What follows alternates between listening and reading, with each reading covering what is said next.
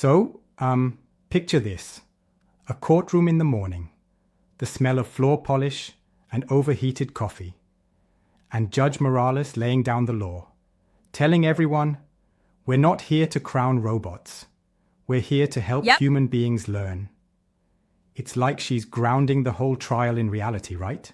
Absolutely, and it's interesting how that courtroom scene doubles as a metaphor for classroom rules, like a game of red light, green light. Teachers can really use that image. Exactly. And then you've got Prosecutor Daniel Ruiz calling in Doctor Amara Singh, whose testimony breaks down these habits that build trust: transparency, attribution, verification, reflection, and assessment shift. Essentially, these 5 habits pave the way for integrity in learning, even if it's like a bit tedious sometimes. Right, though I do wonder, don't you think that calling these habits boring can be a bit reductive? I mean, isn't there a risk that students might actually not buy in if it feels slow or forced? Oh, interesting point.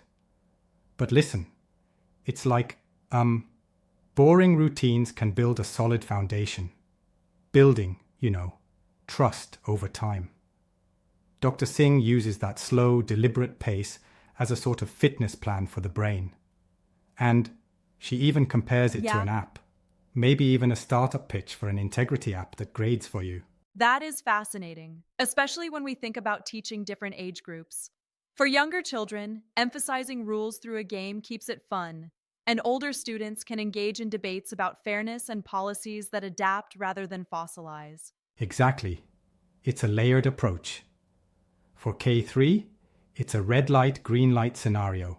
For middle grades, it becomes a story about fairness and rumor mongering.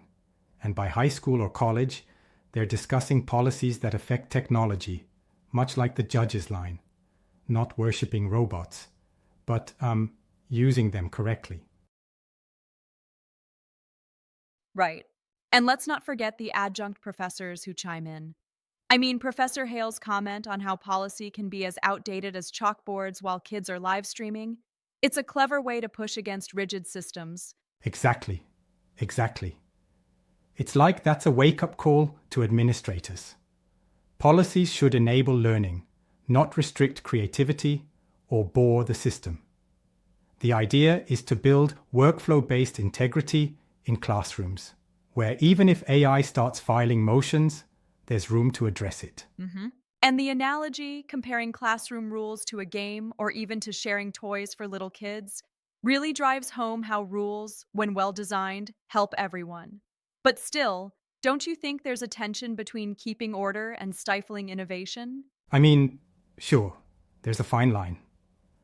The discussion definitely points out that while rules, like prompt logs, proper attribution, might seem dull, they're essential for integrity, like scaffolding in a building. Without that framework, you might end up with a structure falling apart. Right, absolutely. It's a compelling mix, merging routine habits with real-world policy challenges, teaching all ages from basic fairness to research integrity. It mirrors the real struggles that educators and administrators face with technology. Yes.